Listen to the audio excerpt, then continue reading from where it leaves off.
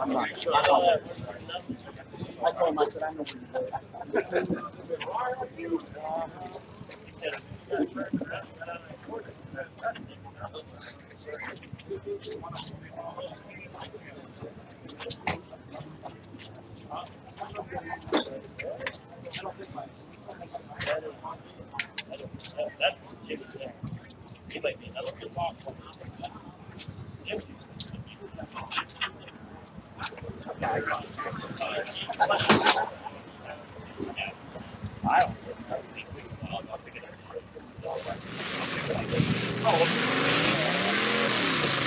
The Crash Course Podcast is brought to you in part by DerbyParts.com. The 2015 Bash for Cash and Smash It Demolition Derbies. Bull Lockwood Motorsports and the 2015 Keystone National. Scioppa Racing and ScioppaRacing.com. Demo Derby Master. Reckless Abandon.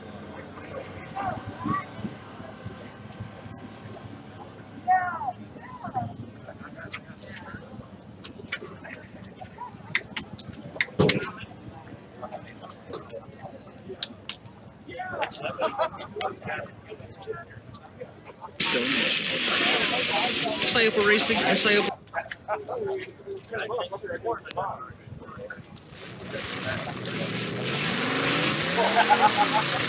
The Crash Course Podcast is brought to you in part by DerbyParts.com. The 2015 Bash for Cash and Smash It Demolition Derbies. Bull Lockwood Motorsports and the 2015 Keystone National. Scioppa Racing and ScioppaRacing.com. Demo Derby Master. Reckless Abandon Derby Apparel at RecklessAbandonGear.com. And Derby Inc. magazine. Live it, breathe it, be it, Derby Inc. This is the Crash Course Demolition Derby Podcast coming to you live from the Bash for Cash in Washington Courthouse, Ohio. And now your host, Chris Marquardt. Welcome to the Crash Course live from the Big Rock booth right here on Vendors Alley at Bash for Cash 2015. First, thanks to the folks at Big Rock Brewery Products for giving us something to set up. We're going to be with you for about an hour this morning, just kind of catching up with what's been going on. The Action Fast and Furious and inspection continues to go through over in the pit area. We got about 45, 50 cars that went through tech inspection yesterday. They went until late last night. And then the party atmosphere took over for a moment or two, and he relayed that he has now also already gotten his look and is good to go for Bash Fest 2015. Brian, you guys can walk around a little bit. So I'll jump in the pit and saw what inspection was like. What do you think? Pretty neat show. I was talking to Russ. He said 16 cars went through last night out of all that went through. Those guys are all impounded. A lot of guys coming through today, a lot of nice iron. The over sent that to us. Hey, here to inspect that. Was anything for you guys? I'll be right back. So come on in, hang out. I went in to watch inspection for a while. It was neat. I mean, touch on our guys. We got to show you how we get over cars. You watch them. The other cars with us. I mean, they've got a really excellent from top to bottom. Inspection crews. There's people out there, guys. It's the stuff you learn. Unfortunately, I can't run most of the stuff I saw, but it's pretty neat stuff. It was cool. A lot of nice iron out there. Saw some nice roll cars. So it's going to be a great day. Did you get a chance to learn anything while walking around the pit area? Yeah, I mean, like I said, there was definitely some things I was looking at the few channel ads came through, and I saw some pretty neat stuff. But obviously, with going King's Old School and hometown, there really isn't much I can take home and put in use. But there might be a couple things I may try just to see what happens. But definitely a lot of nice cars, a lot of guys working. We touched on it last night. It's amazing how far guys are willing to overkill and probably put this back there where they can run. But I mean, it's we touched on it 100 times. It's Ohio built, man. Thanks, guys. About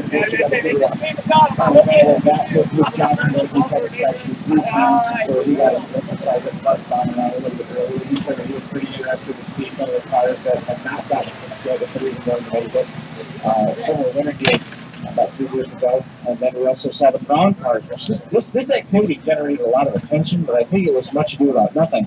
The brown cars were loaded at one point last night, but they had some suspension some suspension changes that had to be done. I just didn't anticipate them making those changes. I had to put them on the trailer and fix it today. Yeah, that's a lot of people are asking. I mean, this is I would say probably their number one priority every year. I would say under the show, and there's just no way they're going to put the cars on the trailer.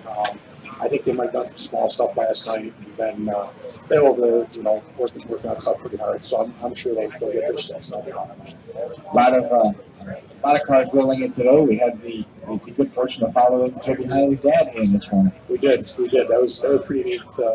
I was actually over in the tent when Toby's dad came through, and it's funny to hear the drivers, inspectors go back and forth. And, oh no, I don't know what you're talking about. What do you mean? And what's that? It's just funny. I mean, it's all good humor, but it was neat watching it. You spent some time down there at Jason Dunsey's tent earlier with the 1-inch cradle, tipping the scales at a quarter ton at this point. Yeah, somebody asked him something about moving. I said, man, what do I got to do that thing to get a free one? He said, throw it on top of the van. If I was a few years younger, I'd give it a shot. But just, there's so many incredible pieces here. There's so many great vendors and so many great parts manufacturers here. It's just, this is it. It doesn't get, I think this is, just amazing, the amount of vendors here and, the quality of stuff that's here. You can pretty much get anything you need to build a beer car radio today.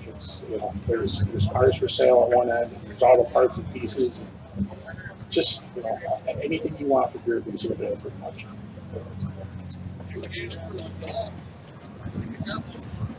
Catch up with some of the folks that are tuning in at home. Thanks a lot for watching us this morning as we come to you live from the Bash for Cash, live from the Big Rock Products booth. There's been some money thrown around on Vendors Road today. It's been incredible. The bumpers that you see walking up and down, you see rims, you see tires, you see a backfire behind us. Yeah, there's 2 or 3 golf carts that have been by here a couple times now, and they just sound awesome. Yeah, it's like they're ready to come apart. I think they're probably running on that new ethanol. Those motors were never designed for it. So I'm sure there's stuff that's doing what it's not supposed to. Right. So we have a couple folks that were planning on hanging out with us here today. I believe Brian Horsley from ZTR was going to be coming over and hanging out with us for a little bit. And I thought that Dave from Big Rock was going to come and sit down for a minute or two. We got no mic for you. If you want to come over, you can see behind us. The model contest is in full swing. They've got a ton of cars over there, and they're approaching 10 total entries for the ladies division, which is pretty cool. As we see, Dave, thank you for everything this weekend. We appreciate it a ton. How things been? It's been going pretty good. We got here yesterday. We started a bunch of product today. Sold a bunch. We ain't got much left now. It has thinned out significantly for you and all the other vendors up and down the road. How much has it been drivers that are in a situation where they need to make emergency changes to a car and they're coming over to pick stuff up? Not too many today, but little people are coming over and asking for little stuff. Compression fittings, brake line fittings, Heinz joints, nothing major, little stuff. That's good to get rid of the small stuff so you don't have to take the boxes home. Yeah, that's a real good thing. Get all these parts sold and you concentrate on watching the beers and drinking beer. That'd be nice. That would be real nice if I had everything sold by tonight, Brian. You gotta open up tomorrow and just sit and relax. Just relax. That'd be nice.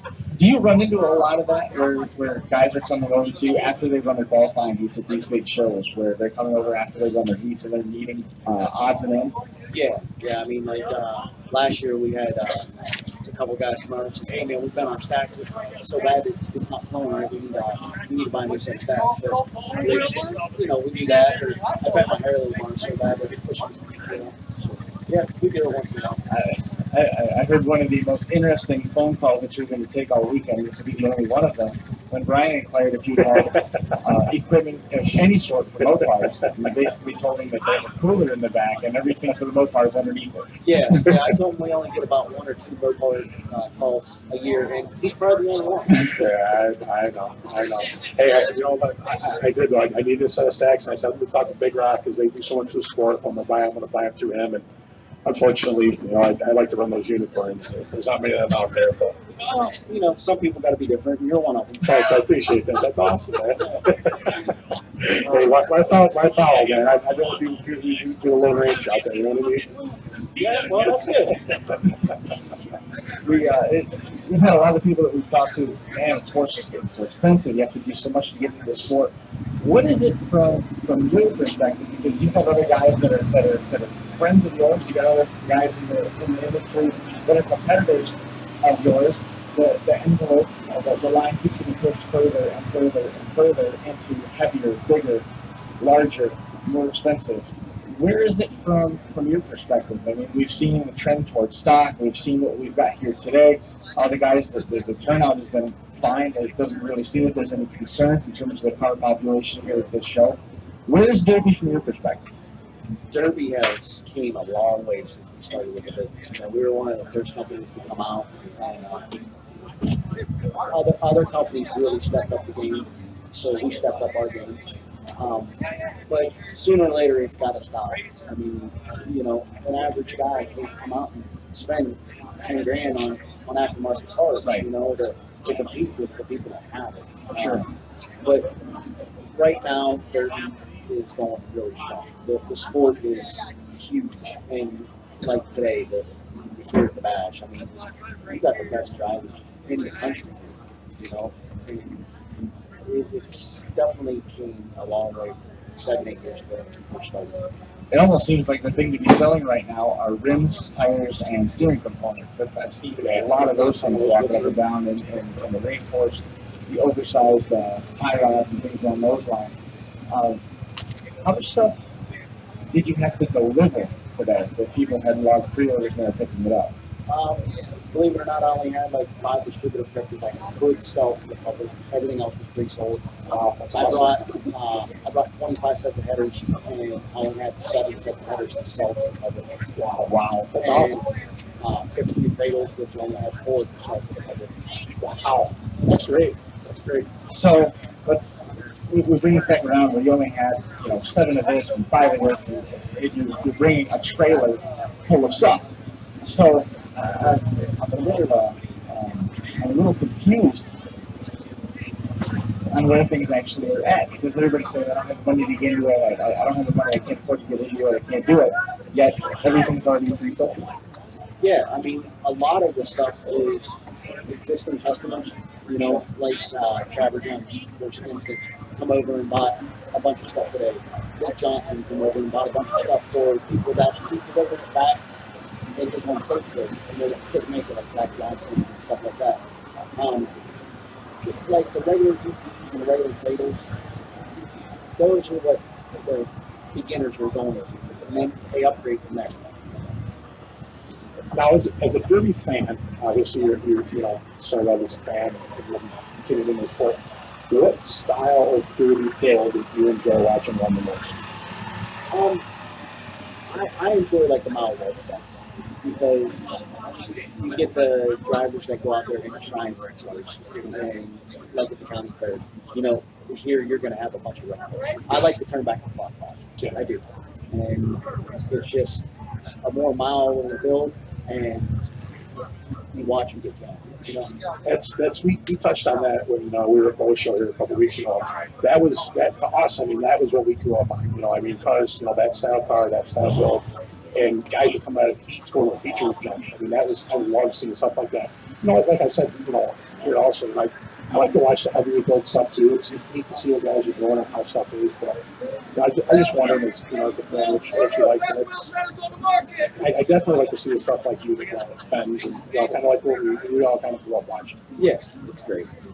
Given that, and also what you were saying about it has to hit a threshold at some point. What is the stopping point? What is the limit? Have we already gone past the line? Are we now on the back side of that, or have we not quite reached the stopping point of where we need to be? Oh, we went past the stopping point 7 years ago, and we came out with some of this stuff. Until the promoters say enough is enough, we're just going to keep building. Yeah. We're going to keep building stuff. But the promoters are in this funny spot where they can't really come out and draw the line and say that we need to go back to that because such a large pool of their drivers already have this equipment. And any time a rule set is written, there's some ebb and flow as the conversation swings back to, well, now I can't use any of my bullhorn stuff. Yeah. I mean, like I said, until a promoter actually stands up and says enough is enough, then that's what they're going to do. And that's the thing. I mean, that's, you know, obviously the big shows, they all have a class, you know, like they do here with the you know, the newer style stuff where you can build and use the detectors and all that stuff. And I think as long as there's demand for it, promoters are going to do it because they're getting the cars. You know what I mean? I mean, there's definitely no shortage of cars in that class. So, you know, we touch on it. I think there's a group for everybody. There's a group for the guys that want to just build right to the max. And, you know, there's a class. You know, there's a group for guys that just want to, you know, build like they used to. So I don't know how much more can progress. I don't know how much, you know, more strong they can build the cars, but I think they're going to eventually get to it. Honestly, my biggest fear is I'm afraid that they're going to build the cars too strong and drivers will start getting hurt. Yeah, and that's the next thing. You know, when the fronts don't bend and someone goes and those people check. Yeah, the next thing that's going to stop is the steering wheel's going to stop. You know, and that's going to get somebody hurt. And that's when the promoter's going to say, okay, that's it. We're going back to stop. Yeah, and that's we've talked about that too. Is that sooner or later it's the soft squishy parts inside that start. People are going to start getting hurt, but hopefully we can find a way to calm that down. But I don't know. Like I said, there's such a demand for that style build also. So I think you'll see it keep going like it is. Yeah, I think you're just going to keep seeing it going up and up and up until. I hope it does because I mean, if the promoter say, "Hey, that's enough," it's going to hurt my business. Yeah, absolutely. Especially after one of those 5,000 messages. Yeah, well, some folks that might be struggling a little bit. So I'm going to try to click through all that and see if that might turn the problem falls. I'll do it. So, that's interesting where you come from. What happens when you need to wear a Hans device in order to drive a derby car? Yeah. That's. I mean, seriously, you're going to get. They keep building. So I mean, guys are running, you know, 450, 500 horsepower motors with gears where you go from 0 to $8,000 and Actually, 10 let's talk about this for a second. So the Big Rock Hans device, you might that might come out. You know, you never know. And that might be the next step. Yeah. It really might be. Absolutely. So, I mean, the way they're built and stuff, I mean, motors and drive lines, I mean, there's some incredible horsepower. Guys are, you know, they're hooking stuff up, and it's, you know, you're moving quickly. So, I mean, it's definitely something that they're going to have to eventually start thinking about if they continue in that way. Yeah, I mean, you walk around and it's tomorrow morning, you see somebody driving through, oh my gosh. Yeah. That hurts. Definitely. Fun to watch, but I don't think I'd want to run on one of those cars for that long. You got a lot of equipment out there, so it's probably hard to do this. But you got a flex board, you turn that clock and leave it there. If I had to pick, in the bronze run, it's definitely the one. You know, but you can't count Tony Howard's dad out either. That's right. You know, he's been around the game forever. And he's one of the best drivers. You know. That's Chris and I kind of touched on it last night too. Is that, you know, there's none of the side opens are here this year, so that's 3 open spots. You figure from last year's features, all 3 of them made it. Toby isn't running this year; he's inspecting, so there's a 4th spot. I mean, there's going to be some different blood in the feature this year, so I mean, it's going to be interesting to see how that's going to go. Oh yeah, I mean, But Randy was down there with the bronze last year. Oh yeah, well, it's Randy and Toby in the bronze. and you can't count out Nick Johnson. No, that's for sure. You know, you can't count him out because He's always there at the end. It doesn't matter where you're at, always there. he will put a whipping on you. If you turn your head, he will put a whipping on you. I found that out firsthand. When was this? Back in May, when I ran out there 1 year. We got down to like 10 or 12. I see. You know, those are the best drivers out there too. I mean, Tori puts on a hell of a show. You can't take nothing away from Tori for making shows, and what he's doing this year is absolutely phenomenal. And he's going to step up the game in the time limit stuff. Right. Which I get that, and that's something that needs to happen to push the pace a little bit more. Otherwise, when that stock show, all those well builders coming down and building a stock Lewis car, you're going to be out there. If you thought 3 hours was a long time, it's great. Implementing the time limit is a good move. Yeah, I mean, when I ran out there, they actually stopped it to give me water, and I was like, oh my god, I can't believe it. That's the best thing in the world because I was hot. Yeah, in 2010 I was out there, and they shut down the feature, took some cars off the track to give all the drivers water, and I was like, yep, haven't seen this before, but good show. I hope it works out for them. I hope they can get the basic a little bit out there and make it run good shots. That's what I'm really looking for. I think they will. If Luke turns around and runs strong in this show, Dustin Ingram also, we saw number 4 was out there. That's the guy that's going to be a force to contend with. If Luke Johnson comes out here and performs strong, what does that do to Luke Johnson's stock on a national level? Well, I mean, I think his stock's already very high anyways. I mean, he runs some big shows, and he's always there at the end of the big shows. You know what I mean? I definitely think, people realize that he's in the show, you're going to have to count him. So, I mean, there's a lot of great drivers out there. I was walking through the pits and checking stuff out. There's definitely no shortage for great drivers to go to. Does it jump him into the top 5 of the country? What's to say he's not there now? I mean, he's. I mean, you look at his body work from last year, and he disappeared. Very good. Dustin Ingram's another one. Yeah. He's certainly in that conversation. Absolutely. Oh yeah, Dustin's going to be there in the 80s rally. He's going to be there. I think Logan Duvall. Yeah, I was just I think Logan Duvall is going to be there. The 80s class is missing a bunch of drivers this year too. Yeah. Adam Williams, he's not running this year. He's Logan and Bobby Rockaway not in there. Yep. I was told that Bobby Whitaker's not. Bobby's here. I don't think he's got a car. I didn't ask. I was actually talking to Joker. Bobby walked up. We kind of chatted back and forth a little bit. And I didn't ask him about a car's ass. Talking about was it Roush about that, but I assumed that maybe they should probably have done Zach Manfred. He didn't run here last year, but he's going to be there again. And there's going to be a lot of that 80s class is stacked. Yeah. Joker's got a nasty ride. I was over when he went to inspection. That car is very well put together. Yeah, So, that's another one that's going to be there at the end. He always is. This right here is the worst part of it. Waiting for the day to get nice and start running. You know what I mean? I'm ready to see stuff start getting wrecked. I get like this and do it for every show.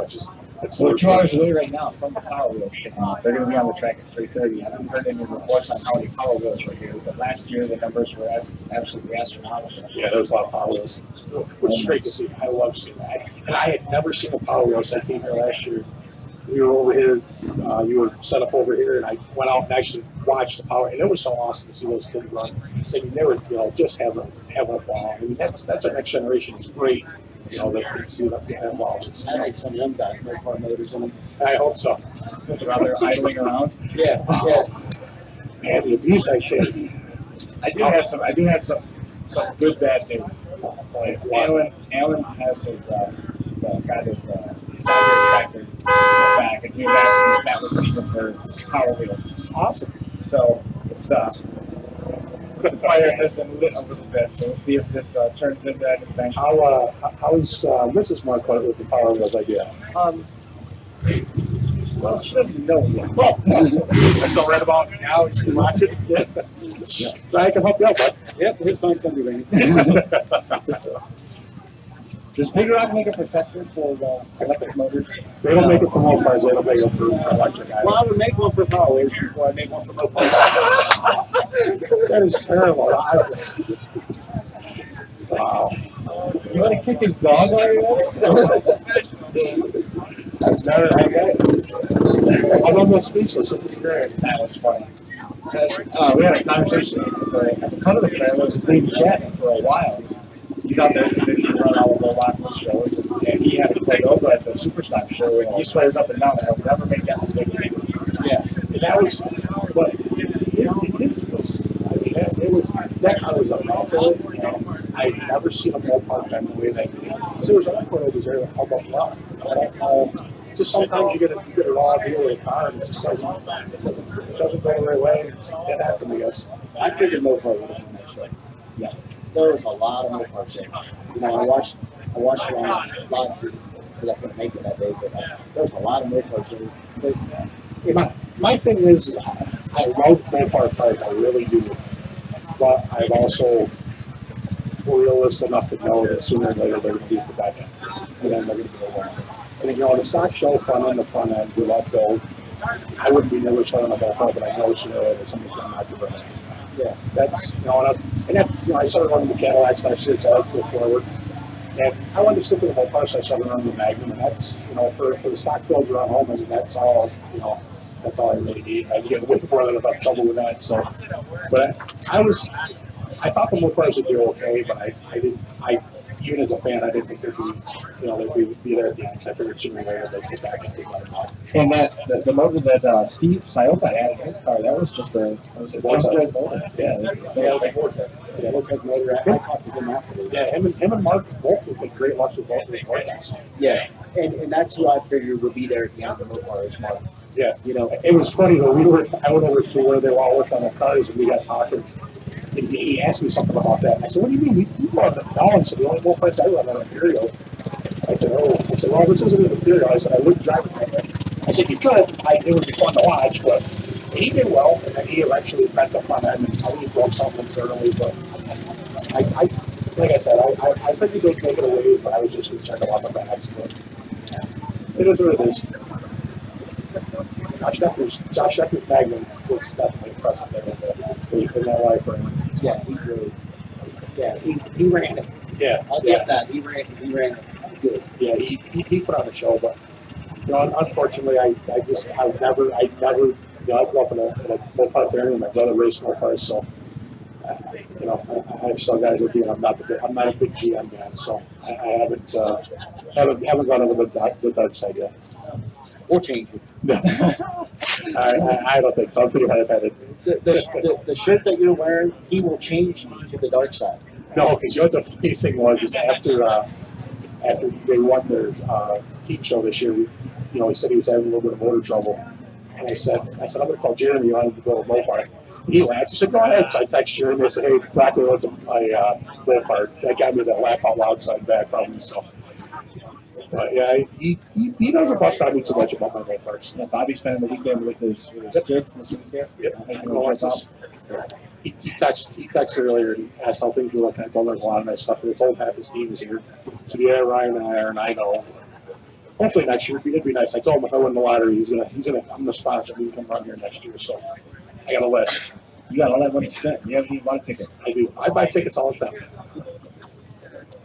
Sponsor Chris Marquardt too, please. Yeah, he's actually texting me right now.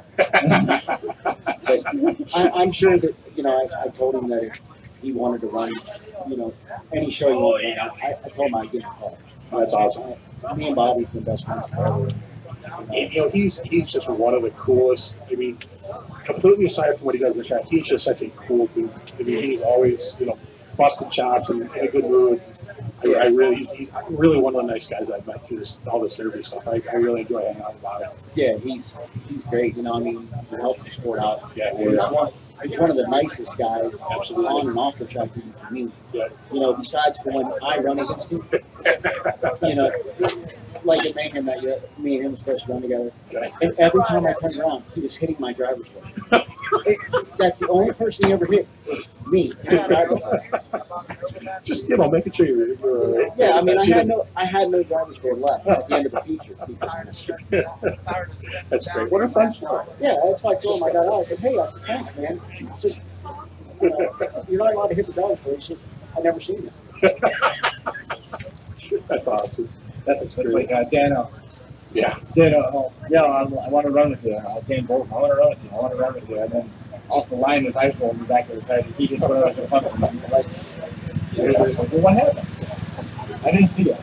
Didn't know it was you. Absolutely. Yeah, that's Bobby's thing. I didn't see you. I didn't even know you were there.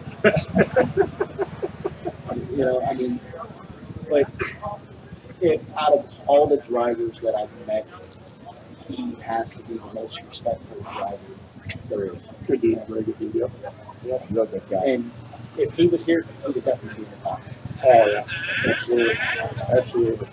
Well, he came out here last year, and he put out a real good show in the heat. And we all got right down, and he lost his steering, and he still managed to get qualified. And I was talking to him afterwards. He's like, "Well, I can fix it," but he's like, "The car's in the stage now. If I fix it, I'm going to start breaking the real expensive stuff." And Yeah. you know, and I completely understand that. So Yeah, he only does that for my coach. That I let him run.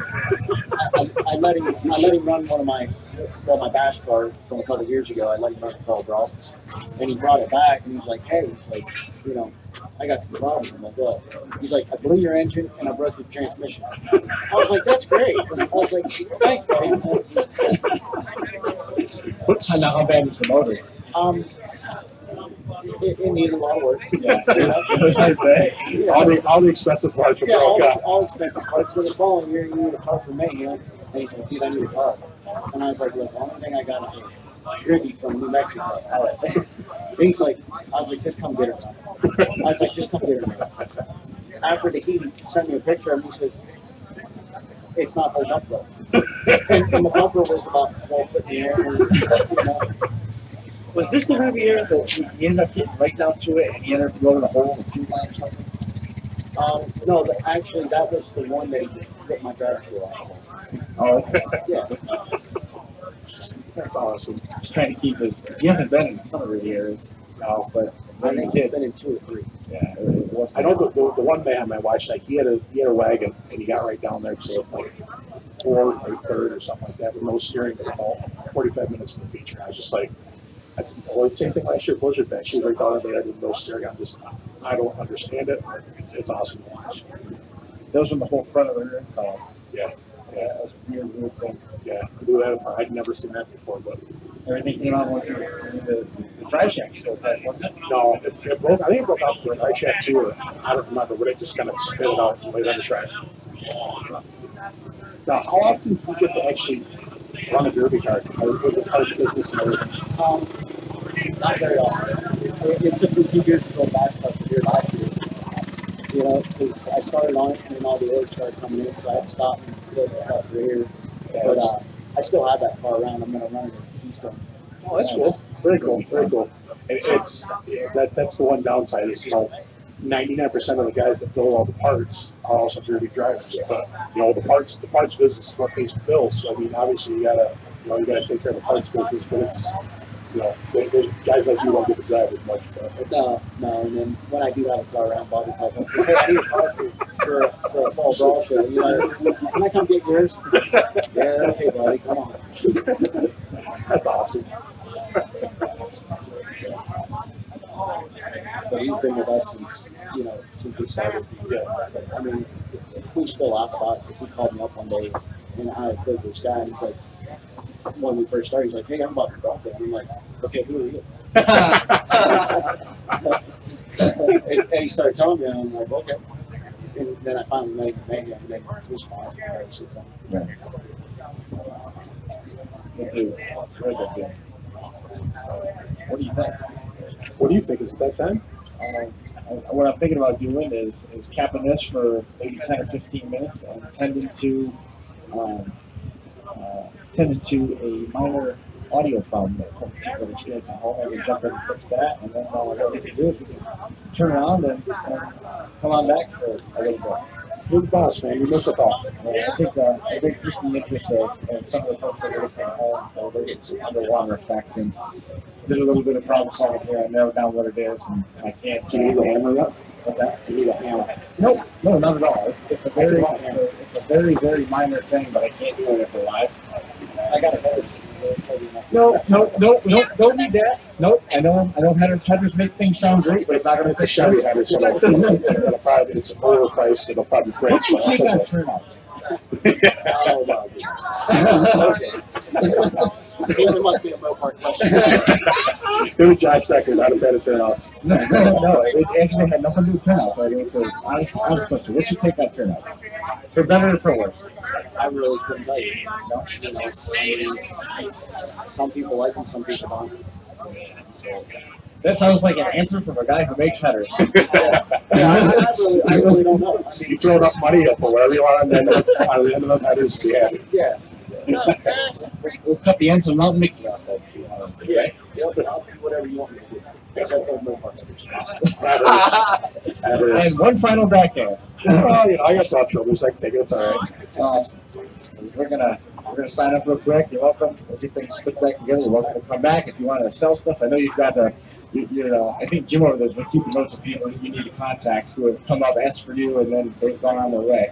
Oh, trust me, Jim has hurt me this week. He gave a set of bars away for a tree to Tim from Smash It. Right. He drove from here to the inspection park and lost him. Oh, that hurts. Oh no. Yeah. So last night I stole his golf cart and he had no idea where it was. Tim is taking care of the important stuff today. He is delivering water and ice to the workers. So Yeah. Well, I think he's taking care of the important business. if that's the case, what we might do is we'll take a quick 10-minute break, and then maybe we should come back and have Jim on.